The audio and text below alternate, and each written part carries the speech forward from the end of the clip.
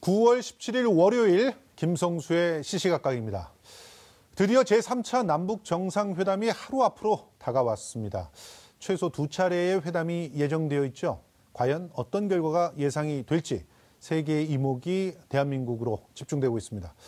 문재인 대통령과 김정은 북한 국무위원장이 보여준 모습, 과연 넉 달 만에 다시 따뜻하게 재연이 될지 아니면 또 다른 결과가 이어질지 전망해보는 시간 오늘 가져보겠습니다. 먼저 통일연구원 조한범 박사님 모셨습니다. 안녕하세요. 예, 안녕하세요. 예, 다음은 유창선 정치평론가 모셨습니다. 안녕하세요. 안녕하세요. 예, 반갑습니다. 자, 3일간의 일정 어떻게 보셨습니까? 저 임종덕 실장이 발표할 때 좀 당황했습니다. 예. 그건 왜 그러냐면 2박 3일이거든요. 예.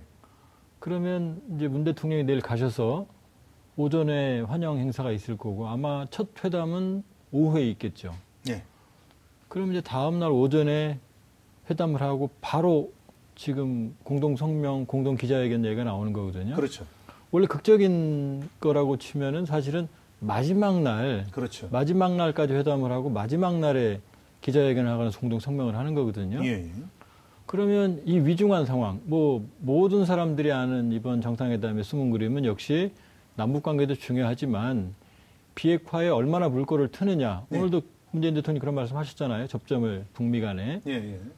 그러면 단 2번의 회담으로 공동 성명까지 나온다. 예. 그러면 상당한 부분 이견이 접근이 됐다. 이런 추론이 가능하고요.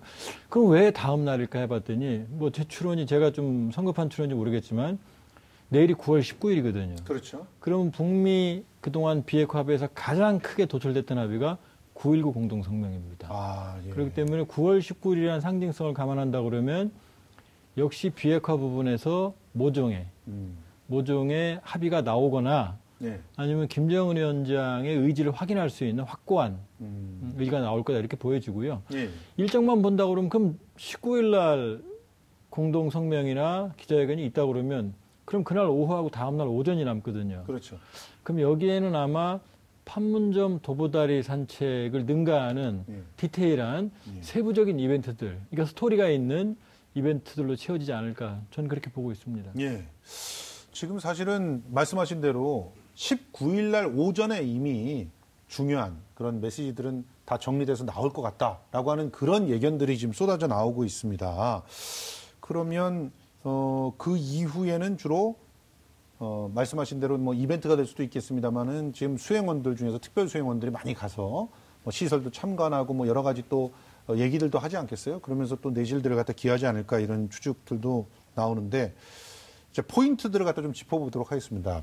언론들이 그 얘기하고 있는 포인트 중에 하나가 오전 10시쯤 평양국제공항에 문재인 대통령이 도착했을 때 김정은 국무위원장이 나올 것이냐 안 나올 것이냐 이런 것들을 또 굉장히 관심 있어 하더라고요. 어떻게 보시나요? 김정은 위원장이 직접 영접 나올 가능성이 뭐 상당히 높지 않나 그렇게 판단합니다. 네. 오늘 임종석 실장은 그 부분에 대해서 예단을 하지는 않았는데 다만 영접 나올 거를 이제 기대한다 이렇게 이제 표현을 했거든요. 그러니까 나올 가능성에 이제 상당히 좀 무게를 싣는 거죠. 물론 내일 그 오후에 그러니까 오찬이 끝난 후에 정상회담이 바로 이제 예정이 되어 있습니다. 그때 뭐 영접을 안 나온다 하더라도 오전에 바로 이제 오찬 후에는 직접 만나게 이제 될 텐데 하지만 김정은 위원장이 문재인 대통령을 뭐 각별히 예우한다는 차원에서 직접 나올 가능성이 커 보이고요. 특히 지난번 2차 그 정상회담 할 때 김 위원장이 얘기를 그렇게 했었어요. 가을에 평양에 오시면은 아주 잘 맞이해드리겠다 얘기를 했기 때문에 아마 공항에 나올 가능성이 크지 않을까 그렇게 예상합니다. 그리고 아까 얘기 나왔었던 그 합의문의 이제 도출 문제 이거는 근데 임종석 실장이 오늘 얘기하면서 좀 여러 가지 유동성은 좀 깔아놨었어요. 그러니까 어디까지나 이제 잘 되면 19일 날 그 오전 회담 마치고서 합의문이 나올 수도 있고 그리고 또 상황에 따라서는 오후에 또 회담이 또 열릴 수도 있다. 그리고 문 대통령이 그 다음 날 20일 날 일단 오전에 돌아오는 거로 돼 있는데 상황에 따라서는 더 늦어질 수도 있다. 뭐 여러 가지 지금 유동성을 깔아놨거든요. 그래서 일단은 좀 잘 된다는 전제 위에서 그렇게 얘기를 한 거고 상황에 따라서는 조금 더 얘기가 길어질 가능성도 뭐 배제할 수는 없는 거로 보입니다. 예. 뭐 어제 방북단 명단이 발표되면서 사실은 다양한 분석들이 좀 나왔습니다. 좀 폭넓은 이런 그 각계각층의 접촉들에 물꼬를 트는 그런 모임이다라고 하는 그런 얘기서부터 시작해가지고 특히 대기업들의 총수들이 가는 것 아니냐. 그러면서 그 효과들을 벌써부터 뭐 여러 가지로 분석을 하고 있던데 우리 그 연구원님 보시기에 어떠셨습니까? 이번 수행단 중에서요. 예. 특히 공식 수행원의 사실은 핵심 비밀이 숨어 있습니다. 그러니까 뭐 대기업 총수 네 분이 가신다고 그래서 가서 뭐 합의서 서명하고 올 건 아니거든요. 그렇죠. 그러니까 일종의 남북 경협의 본격화에 대한 의지의 표현이다 이렇게 보면 되는 거고요. 예. 만일에 이번에 이제 대통령께서 말씀을 하셨거든요. 이미 뭐냐면 새로운 성명이나 합의보다 기존의 합의를 지키는 게 중요하다. 그건 뭐냐면 판문점 선언 이상 가는 합의는 안 나온다는 얘기입니다. 남북 예. 합의가. 왜냐하면 지금 비핵화가 없으면 새로운 합의들이 아무런 의미가 없어요. 그렇죠. 이게 진전을 못하니까. 예. 만일에 경협 부분에서 파격적인 남북 합의가 있으려고 그러면 김동연 부총리가 당연히 가야죠. 그렇죠. 산자부 장관이 가야죠. 예. 그다음에 장하성 정책실장이 가야죠. 아하. 기재부 장관이 가야죠. 아무도 안 가지 않습니까? 예. 그 얘기는 뭐냐면 북한이 원하는 경협은 의지만 확고히 보여주는 거죠. 아, 그래요? 그럼요. 그렇기 때문에 경협 부분은 판문점 선언의 이행에 대한 확고한 의지의 확인, 이 정도가 될 것 같고요. 예. 그럼 수행원의 면면을 보면 첫째 송영무 장관이 갑니다. 예. 이게 뭐 마지막 미션이라고 할 정도로 이 교체가 기정사실화된 분이거든요. 예. 그건 뭐냐면 군사적 신뢰 구축 부분에 합의가 나온다는 얘기입니다. 그렇죠. 그다음에 김현미 국토교통부 장관이 가죠. 예. 철도 도로 연결 부분에 기존의 어떤 뭐 당장 시작은 안 하지만 그다음에 다 장관급인데 산림청장이 갑니다. 예. 안 맞죠. 그 얘기는 산림 협력을 한다는 얘기입니다. 그렇죠. 이 부분은 다 지금 대북제 국면에서 할 수 있는 부분이거든요. 그다음에 도종환 문체부 장관이 가죠. 예. 그러면 문화체육 부문에서 합의가 있다는 얘기입니다. 예. 그다음에 해수부 장관이 가죠. 예. 그건 평화수역에 예. 관계된 부분이 있다는 얘기입니다. 그러면 나머지 이제 특별수행원들 보면은 일단 차범근 축구 전 감독이 갑니다. 예. 그런 이제 월드컵 공동 개최된 얘기. 그다음에 박원순 서울시장이 가죠. 예. 박원순 서울시장은 내년이 지금 전국체전 100주년입니다. 그렇죠. 근데 서울시가 주최를 해요. 예. 그러면 북한을 초청해서 만일에 내년 3.1운동도 100주년 되죠. 예. 만일에 그런 전국체전을 한다고 그러면 대단히 의의가 크죠. 엄청나죠. 그다음에 예. 유홍준 전 예. 문화재청장이 가죠. 예. 그럼 이분은 나의 문화산 답사기부터 시작해서 문화재 교류가 하는 거죠. 그다음에 이제 이산가족 부분에서 합의가 나올 거고. 예. 그럼 대략적으로 그림을 본다 그러면은 이제 올림픽도 이제 공동 개최 얘기 나올 거고 이렇게 되겠죠. 그러니까 큰 노동자 틀에서 대표들도 갔는데. 그렇죠. 노동계 교류, 그다음에 지자체 교류 이런 부분도 나오겠죠. 예. 큰 틀에서 보면은 비핵화 부분에서 모종의 성과를 토대로 남북 관계는 판문점 선언을 확고한 이행. 예. 그리고 나머지 이제 지금 말씀드린 그런 스토리들을 채우겠죠. 이러저러한 남북의 예. 상징성 있는 사업들. 예. 그게 아마 수행단의 특징이라고 볼 수 있습니다. 아니 그런데 뭐 일각에서는 그 뭐라고 얘기를 했냐면 지금은 강론이 필요한 시기이기 때문에 기재부 장관이라든가 정책실장이 가서 할 일이 없다. 그래서 오히려 강론 안에서 기업인들이 직접 북한의 상황들을 보고 뭔가 그림들을 갖다 그려보는 것이 필요한 것이 아니었느냐 이런 얘기도 나오고 있거든요. 어떻게 보십시오? 네. 남과 북 모두가 아마 경협론을 진척시키는 거가 이제 마음은 굴뚝 같을 겁니다. 그렇죠. 그런데 또 이번에 한계는 뚜렷해 보여요. 오늘 임정석 실장도 그 점을 인정을 했거든요. 경협과 관련해서는 할 수 있는 것, 할 수 없는 것에 뚜렷한 경계가 있다. 이렇게 얘기를 했어요. 뭐 다름 아닌 지금 유엔의 대북 제재, 예. 이 문제가 지금 벽으로 자리를 하고 있단 말입니다. 그렇기 때문에 지금 우리 정부로서도 이 북한의 비핵화 문제가 뚜렷한 가시적인 진전이 없는 상태에서 남북 경협을 구체적으로 진척을 시키는 것이 대단히 지금 어려운 상황입니다. 그렇다면 기업 총수들이 갈 이유가 없지 않습니까? 일단은 탐색전이죠. 아하. 일단은 좀 큰 틀에서 예. 앞을 내다보고서 일단은 좀 교류를 해놓는 이런 차원에서 아마 일단은 해석을 하면 될 것 같아요. 그러니까 지금 당장 어떤 사업을 진척시킨다기보다는 장차 결국은 경협이 본격화되는 시기를 대비해가지고 두루두루 서로의 어떤 폭을 넓혀놓는 이런 이제 의미가 가능할 것 같고요. 당장 지금 어려운 게 뭐 이런 것들이에요. 뭐 지금 개성공단 같은 거 예. 지금 재가동하기에는 지금 미국의 어떤 그 반대 이거는 뭐 분명하고 실제로 지금 유엔 제재 또 충돌하는 부분이 있었고 또 금강산 관광 사업만 하더라도 역시 유엔 제재와 또 상충이 되는 이런 부분이 또 있기 때문에 그거조차도 지금 쉽지 않은 게 또 이제 현실이거든요. 미국 무부가 또 어제도 다시 한번 논평을 냈어요. 유엔 제재는 유효하다. 그래서 바로 이 남북 경협과 관련해서 그러한 어떤 또 견제 이런 이제 입장을 내놓기도 했기 때문에 아마 지금 이번에 그 경협과 관련 논의가 있다 하더라도 대략 총론적인 어떤 의지 차원의 그런 거는 가능하겠지만은 구체적으로 실질적인 사업의 진척을 크게 가져오기는 지금 쉽지 않은 환경이다 이렇게 볼 수 있겠습니다. 김정은 위원장은 왜 그렇게 대기업 총수를 직접 이렇게 요청을 했었을까요? 강한 의지의 뭐 표현 아니겠습니까? 그러니까 북은 이 비핵화 할 거고 그리고 남북 간의 교류 또 경협 이거를 뭐 강하게 원한다 하는 이런 어떤 메시지 신호 이런 걸 수 있겠죠. 다만 이것이 우리가 그렇다고 해서 바로 이걸 받기에는 북한은 당장이라도 그거 원하지 않겠습니까? 개성공단의 뭐 재가동이라든가 금강산 관광의 어떤 재개 이거는 뭐 계속해서 원해왔던 거인데 근데 그거를 우리 정부가 덜컥 지금 수용하고 합의를 이제 하기에는 미국의 어떤 견제나 반대가 워낙 지금 강하기 때문에 좀 시간은 걸릴 문제가 될 것 같습니다. 그런데 다만 이번 남북 정상회담이 이어서 2차 북미 정상회담이 열리고 거기에서 비핵화 문제에 관한 어느 정도의 좀 서로 간의 접점이 찾아진다면은 아마 그때부터는 사실은 또 유엔 제재도 좀 완화가 되면서 그러면서 남북 경협도 본격화될 수 물꼬를 틀 수 있는 계기 마련은 가능하겠죠. 사실은 이번에 원산을 방문할 거다 이런 얘기들도 있었거든요. 그러면 기업 총수들이 그냥 가가지고 밥만 먹고 올 건 아니란 말이에요. 어떤 진척들이 있으니까 가는 거 아닐까요? 그러니까 이렇게 되는 거죠. 김정은 위원장의 목표는 남북 경협입니다. 예. 올 4월 20일 날 경제발전에 방점을 둔 새로운 전략노선을 선택을 했고요. 예. 그러니까 북한의 SOC나 한국 기업의 대규모의 투자가 없이 북한 경제는 불가능하거든요. 그렇습니다. 근데 한번 상상을 해봅시다. 삼성이 가서 북한하고 모종의 합의를 하고 와요. 예. 그럼 미국에서 제재를 하겠죠, 삼성을. 예. 그럼 삼성은 미국과의 거래가 안 되면 기업이 운영이 안 되죠. 그러니까 지금 말씀하신 대로 구체적인 합의나 아니면 구체적인 계획의 실행은 지금 불가능한 상황입니다. 그런데 김정은 위원장 입장에서는 남북 경협이 대북 제재를 어렵다는 거 본인도 알죠. 그러나 북한 주민들도 한국의 삼성이라고 하는 기업을 비롯한 유수의 기업들은 다 알고 있습니다. 그런데 그 기업 총수들이 와서 현장을 방문하고 김정은 위원장을 면담을 한다거나 아니면 그런 행보를 보인다고 그러면은 남북 경협이 본격화된다는 확신을 가질 수가 있죠.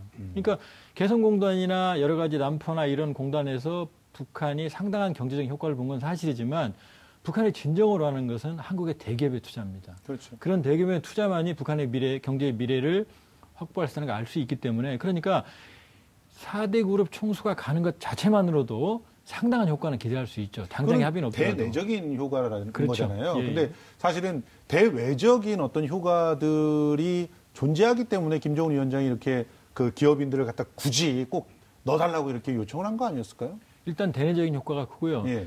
대외적으로도 김정은 위원장에서 지금 사면 초과거든요. 대북 제재 국면이 더 심화되고 있고 시간이 더 지나면 지날수록 피해도 커지고 있고 그런데 이 상황에서 한국의 그 유수의 기업들의 총수가 온다고 그러면은 사실은 이 부분을 상당 부분을 희석시킬 수 있는 거죠. 내용은 없지만. 그렇기 때문에 내용이 없더라도. 김정은 위원장 입장에서는 다목적 카드가 될 수 있는 거죠.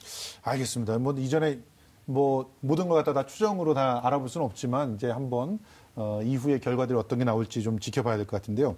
자, 이 부분 짚고 넘어가지 않을 수가 없는데 이 보수 야당 청와대의 요청을 거절을 했잖아요. 막 예의 없다 이러면서 거절을 막 했는데 근데 정치인들은 왜 가는 거죠? 어떤 면에서 의미가 있다고 보십니까?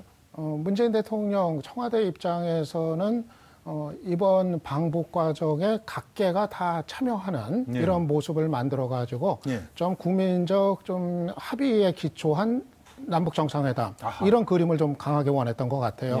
실제로 정당 대표들 몇 사람 갑니다만은 좀 재계라든가 또 사회계 또 문화계 등등 다양한 분야가 이번에 같이 가지 않습니까? 거기 이제 대표성을 가진 분들이 그렇기 때문에 상당히 모양새는 대통령 혼자 탈락 가는 정상회담이 아니라 국민적인 좀 참여가 되는 이런 모양새를 좀 갖춘 거로 보입니다. 그런데 이제 굳이 야당 중에서도 자유한국당과 바른미래당 좀 보수 성향의 야당들이 이번에 거부를 한 거는 앞으로 있게 될 정치 행보와 관련이 됐다고 볼 수가 있겠죠. 그러니까 지금 두 야당 같은 경우는 두 당이 또 비판의 강도의 차이는 있습니다만은 현 정부의 그 대북 정책에 대해서 비판적인 자세를 유지를 하고 있거든요. 근데 이번에 대통령을 수행해서 같이 갔다 오고 나면은 그 다음에는 그 비판의 날이 상당히 이제 무뎌질 수밖에 없죠. 그 어떤 운신의 폭이 상당히 이제 제한이 될 수 있기 때문에 그래서 아예 그냥 빠지고 이후에 또 여러 가지 그 행보를 자기들 마음대로 자유롭게 하겠다. 이런 이제 배경으로 읽혀집니다. 다만 이제 국회의장단이 이번에 가지 않은 거는 또 배경은 좀 다르게 봐야 될 것 같아요. 그 점은. 더군다나 문희상 의장이 이제 여당 소속인데도 뭐 안 가기로 이제 한 거 아니에요. 그 경우는 이제 국회 수장이 또 아마 그 대통령이 밖에 가는데 그거를 이제 수행하는 모양새가 뭐 바람직하지 않다. 아마 또 그리고 이제 부의장들의 또 이제 의견 이런 거에 또 합의를 이제 도출하는 과정에서 아마 의장단은 또 이제 그런 선택을 한 거 아닌가 보입니다. 알겠습니다. 뭐 굉장히 나름대로의 그 정치적인 여러 가지 계산들이 깔려 있는 것 같은데 그게 국익을 최우선으로 한 것 같지는 않다는 생각이 들어서 굉장히 가슴이 좀 아픈데요. 이번 3차 정상회담의 주요 의제는 남북관계 개선, 그리고 비핵화를 위한 북미 대화의 중재, 그리고 남북한 군사적 긴장과 전쟁 위협의 종식, 이 세 가지입니다. 자, 이 세 가지 어떻게 결정이 된 걸까요? 지금 남북관계 개선 발전은 항상 있던 주제죠. 그렇죠. 지금 약간 과거와 다르게 뭐 올해 변화합니다만은 바로 이제 두 번째, 세 번째입니다. 비핵화라고 하는 부분은 정의용 실장이 특사로 갔다 온 다음에 6일날 브리핑할 때 다음번 평양에서 어떤 걸 논의하느냐 이런 질문에 실천적인 비핵화 조치를 협의한다 이렇게 말했거든요. 이건 처음입니다. 남북 정상회담에서 저런 의제를 미리 사전에 한다고 예고한 건 처음입니다. 북한은 그동안 그런 의제를 배제해 왔거든요. 맞습니다. 그다음에 천혜성 통일부 차관도 13일인가 기억입니다만 SDD 서울안보대화에서 이번 평양 정상회담에서 용어는 좀 달라요. 실질적 비핵화 조치를 협의한다 이런 표현을 썼어요. 그럼 정의용 실장 그다음에 천혜성 차관 모두 특사단으로 갔다 왔거든요. 그렇죠. 그럼 추가적인 모종의 비핵화의 실천적인 손에 잡힐 만한 조치들이 언급이 있었다는 얘기죠. 그리고 문재인 대통령께서도 가시기 전에 북미의 종전선언을 요구하는 북한과 추가적인 비핵화 조치를 요구하는 미국의 접점을 찾는 데 주력하겠다 이런 말씀을 하셨거든요. 그렇습니다. 그러니까 지금 전에 없이 남북 정상회담에서 정말로 실천적인 추가적인 비핵화 조치가 적어도 최소한 논의가 된다라는 거죠. 그리고 세 번째 군사적인 신뢰 구축 조치도 과거에는 사실은 우리와는 별로 대화를 안 하려고 했던 부분이에요. 그런데 금년부터 북한이 적극적으로 군사적인 신뢰 구축 조치에 나서고 있거든요. 그러니까 아마 가기 전에 이런 말씀들을 하셨어요. 문재인 대통령도 새로운 선언이나 성명보다는 기존의 합의를 지키는 게 중요하다. 그리고 정의용 실장도 브리핑을 할 때 향후 의제, 평양회담에서 판문점 선언 이행을 점검하고 향후의 추진 방향을 설정하겠다. 이런 표현을 썼거든요. 그러니까 남북 관계는 큰 틀의 판문점 선언의 의지 확인 정도. 그다음에 아까 말씀드렸던 다양한 상징적인 합의 정도 이런 걸 거고요. 역시 군사적인 신뢰 구축 부분에 결국은 비핵화가 그 부분에서 핵심이다. 그 부분에서도 합의가 나올 거고 결국 이제 비핵화죠. 그게 수준이 어느 정도냐 이제 이게 관건이라고 볼 수 있죠. 지금 우리 평론가님께서 보시기에는 판문점 선언의 이행의 정도를 어느 정도로 평가를 하고 계십니까? 그동안은 좀 지지부진했었죠. 사실 판문점 선언 이후 북미 관계가 좀 교착 상태에 빠지면서 남북 간의 판문점 선언 이행도 상당히 좀 지연이 많이 됐었습니다. 최근 들어서야 다시 이제 각 분야 실무회담이 열리면서 논의가 본격적으로 들어갔는데 이번 정상회담 거치면서 저는 그렇게 봅니다. 아마 아까 얘기처럼 경협 논의는 좀 실질적으로 크게 진척되긴 좀 어려울 거고 비핵화 문제와 맞물려 있으니까 판문점 선언에서 이제 남북이 좀 합의하면 이행이 가능한 부분들이 결국 군사적 긴장의 완화 문제, 또 이 군사적 충돌의 어떤 방지 문제, 아마 이 부분이 초점이 맞춰지지 않겠나 생각이 듭니다. 사실 이거는 뭐 굳이 미국의 동의 없이도 남북이 합의만 하면 당장 이행할 수 있는 조치들이 상당수 있거든요. 그렇기 때문에 아마 이 부분은 좀 긴밀하게 논의와 또 합의까지도 가능할 거라고 보이는데. 세 번째 의제 중에 포함되어 있는 네, 내용들이죠? 그렇습니다. 세 번째 이제 의제가 되는 거죠. 대표적인 것이 그 비무장지대에서 이제 그 좀 철수하는 문제, 무기들이 이제 뭐 철수하고 이제 뭐 그러는 문제, 이런 거는 사실 남북이 뭐 합의만 이루면은 충분히 가능한 문제고, 그리고 NLL의 또 이 평화 수역을 뭐 조성하는 문제, 이것도 이제 합의는 됐는데 아직까지도 지금 이견이 해소가 안 됐거든요. 이것도 사실은 좀 서로가 과감한 단판을 지으면은 조율만 하면은 사실은 또 이행이 가능한 부분이니까 아마 그런 부분들이 좀 실질적으로 기대할 수 있는 부분 아닌가 생각합니다. 알겠습니다. 그러면 결과적으로 이제 미국이 어떻게 태도를 변화하느냐가 관건이네요. 그러면 뭔가 트럼프 대통령이 사실은 약속을 어긴 부분도 있잖아요. 그리고 김정은 위원장은 그래서 뭐 하지 못하고 있는 그런 부분들도 존재하는데 과연 어떻게 이 국면을 문재인 대통령이 중재를 할 수 있을까? 이게 핵심이네요. 저는 좀 긍정적으로 봅니다. 예. 왜 그러냐면 폼페오 장관 물론 지금 종전선언을 해준다고 했던 건 거의 사실인 것 같아요. 예. 그런데 이제 트럼프 대통령이 입장을 바꾼 거죠. 예. 근데 뭐 국제 정치는 힘이 지배하기 때문에 그건 뭐 어쩔 수 없습니다. 예. 협상에. 그러면 지금 상황을 본다 그러면 폼페오 장관 방북 연기라는 아주 고강도의 압박 카드를 던졌거든요. 예. 그러면서 시 주석과 김정은 위원장 둘을 모두 압박했습니다. 예. 그래서 결국 시 주석은 구구절에 못 갔죠. 예. 안 간 게 아니라. 그리고 남북미 평화체제 구축 과정에 깊숙이 들어오려고 했다가 예. 동방경제 포럼에서 13일 날 입장을 바꿨죠. 지금 당사자는 남북미다. 예. 그 얘기는 종전선언에서 빠지겠다는 얘기입니다. 예. 그렇기 때문에 시 주석은 입장을 좀 바꿨어요. 완화된 입장으로. 그러면 김정은 위원장이 제가 보기에는 지금은 뭐 과거에 뭐 볼멘소리를 하더라도 일단은 미국의 압박에 직면해서 사실 지금 수위를 조절하는 상황입니다. 그렇기 때문에 제가 보기엔 이번에 문 대통령과 김정은 위원장이 모종의 실천적인 비핵화 조치를 합의를 하거나 약속을 할 거고요. 그럼 이걸 가지고 지금 유엔 총회에서 두 분이 만나겠죠. 트럼프 네. 대통령과 문재인 대통령이. 네. 그럼 그 다음은 폼페오 장관이 방북을 할 겁니다. 네. 그래서 종전선언과 북한의 비핵화 조치에 대한 확고한 합의를 이끌어내고 그러면 이제 10월경에 11월이 미국의 중간선거니까 트럼프 대통령 입장에서는 성과가 도출된다 그러면 10월 중순이 가장 좋죠. 그렇습니다. 그러니까 10월 중순 내외에 북미가 만나서 종전선언과 추가적인 비핵화 행동을 동시에 교환하는 이런 시나리오가 가장 최상의 시나리오가 볼 수 있습니다. 자, 그러면 사실 비핵화의 실전적이고 실질적인 어떤 조치가 있어야 그래야 이런 빅딜이 가능할 거라는 생각이 점점 더 굳혀지는 것 같아요. 그 정도로 종전선언을 굉장히 중요하게 트럼프가 봤다는 거 아니에요, 사실은. 그러니까 이걸 단순히 선언 자체가 아니라 이제 중국도 좀 빼놓은 상태에서 확실한 뭔가를 나한테 내놔서 중간선거에서 어느 정도 진짜 실질적인 효과도 있고 또 나름대로 미국의 그 큰 어떤 걸림돌을 갖다 제거했다라고 하는 세계 속에서의 위상을 갖다 제고하는 그런 입장을 확실하게 줄 수 있는 그런 비핵화 조치라는 게 어떤 게 있을까요, 과연? 예. 미국이 요구하는 거는 뭐 당장 핵무기 리스트 다 넘겨라. 뭐 이런 거가 이제 그 정도까지가 되겠고요. 가능할까요? 예.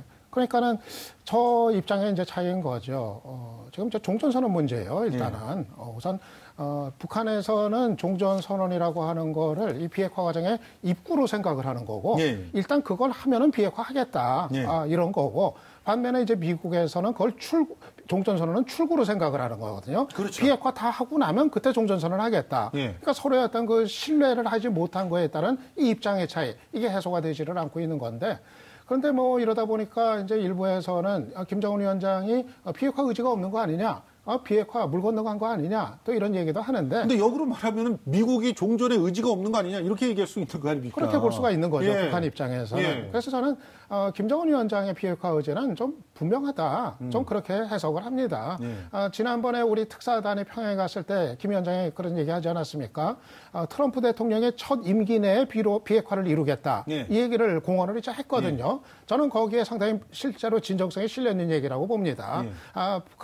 북한 입장에서는 미국이 종전선언만 좀 정치적 선언 그것만 해주어서 명분만 주면은 그러면은 정말 비핵화 그렇게 오래 끌지 않고 해내겠다. 이런 얘기를 지금 이제 하고 있는 거거든요. 근데 그거를 또 일정한 신뢰를 할 수 있는 게 지금 김정은 위원장으로서도 다른 선택의 여지가 사실은 없습니다. 여기서 미국과의 관계 다시 파탄낼 각오하면서 비핵화 안 하겠다. 이렇게 했을 때는 그동안 이제 먹고 사는 문제 해결에 주력하기로 한 기본적인 노선 이것 자체가 흔들리는 거거든요. 예. 그래서 김 위원장도 이번에 이거를 다 정리를 하고 넘어가야 됩니다. 그 다음 단계로. 예. 그렇게 보면은 김 위원장의 비핵화 의지는 좀 확고하다 여전히. 다만 이거를 미국이 좀 받아들일 건 받아들이면서 받아들일 카드가 뭘까? 예, 좀 이렇게 풀어가는 방향을 좀 찾아야 되지 않겠나. 바로 거기에 또 문재인 대통령의 이제 중재 역할이 있는 게 되겠죠. 그러니까 지금 현재 보면은 뭐 미국도 어느 정도 카드가 나왔다는 것을 대충 짐작은 하고 있을 것 같거든요. 그러면 그 정도 카드가 우리 저 문재인 대통령이나 또 중간의 특사들의 생각에는 미국이 받아들일 만한 카드다라고 하는 확신이 좀 있지 않나 이런 생각이 들거든요. 카드는 예. 많습니다. 예. 왜냐하면은 북한의 핵 프로그램이 아주 복합적이기 때문에 지금 이제 핵 신고만 하면 종전선언을 해준다 그러는데 미국은 그게 종전선언의 대가라고 말한 적이 한 번도 없어요. 예. 핵 신고가 본격적인 비핵화의 출발점이다 이런 얘기는 했지만 예. 핵 신고를 하면 종전선언 해준다는 얘기를 안 했거든요. 예. 그러니까 방법은 많습니다. 예를 들면 지금 동결을 안 했어요. 예. 그러니까 영변에 있는 원자로를 계속 가동하고 있고 플루토늄 추출을 위한 제처리설을 가동하고 있고 우라늄 농축을 위한 농축시설을 가동을 하고 있거든요. 이 동결을 선언하고 이것을 디세이블먼트, 불능화하겠다는 약속 충분히 종전선언의 등가물이 될 수 있거든요. 아하. 그렇기 때문에 여러 가지, 그러니까 종전선언이 어마어마한 게 아닙니다. 네, 그렇습니다. 그냥 전쟁 끝났다. 그러니까 정전체제는 정전협정이기 때문에 그건 계속 가요. 그렇죠. 그러니까 평화협정이라는 제도적 틀로 바꾸기 전까지는 그러니까 선언은 정말 선언입니다. 예. 그러니까 입구기 때문에 종전선언이 어마어마하게 못할 건 아니다. 그렇기 예. 때문에 저는 충분히 접점을 찾을 가능성이 있다 이렇게 보고 알겠습니다. 있습니다. 어떤 의미에서는 그 트럼프 대통령이 이게 실제로는 그 입구다라고 하는 거를 인정하지는 않았을까 이런 생각도 좀 듭니다. 예, 사실 지금 조 박사님 말씀하신 것처럼 종전선언이라는 게 무슨 뭐 대단한 게 사실 아니거든요. 맞아요. 이미 지금 전쟁은 지금 정전 상태고 네. 사실 뭐 전쟁은 지금 중단된 상태고 거의 끝난 상태 아닙니까? 이거를 단지 그냥 말로 정말 정치적인 선언을 해주면 되는 거예요. 그렇죠. 그러니까 사실 입장을 바꿔서 생각을 하면 그거 굳이 그렇게까지 못해줄 이유가 없는데 유난히 자관 미국의 그 트럼프 대통령의 이제 주변에서도 그 부분에 관해서는 굉장히 좀 이제 집착을 하면서 북한에 대한 어떤 불신에 기인하는 거죠. 좀 그렇게 좀 막고 있는 것 같아요. 알겠습니다. 뭐 우리가 이제 바라는 것은 문 대통령과 우리 수행단들이 정말 희망에 찬 그런 어떤 성과들을 가져와서 북미 관계를 빨리 진전시키는 그걸 갖다 바라고 있는데요. 앞으로 다가온 이 3차 남북 정상회담을 앞두고 두 분이 아주 짧게 우리 국민들에게 당부하고 싶은 그런 말씀 있으시면 한 말씀씩 부탁드립니다. 비핵화 평화 체제의 새로운 남북경제 과정은 마라톤입니다. 100m 달리기가 전혀 아니에요. 그러니까 앞으로도 이런 일들이 지속적으로 반복됩니다. 그렇기 때문에 자신감과 인내를 가지고 좀 바라봐야 된다 이렇게 말씀드리겠습니다. 한반도 평화를 뭐 이루는 이런 이제 노력에는 뭐 정파라든가 당리라든가 이런 거를 좀 넘어서 가지고 정말 좀 평화를 위한 어떤 국민들의 마음이 좀 하나로 모아졌으면 합니다. 알겠습니다. 지금까지 통일연구원의 조한범 박사님 그리고 유창선 정치평론가 모시고 제3차 남북 정상회담 전망해봤습니다. 내일 정말 희망찬 결과가 나올 수 있기를 기대해보면서 오늘 말씀 여기까지 하겠습니다. 고맙습니다.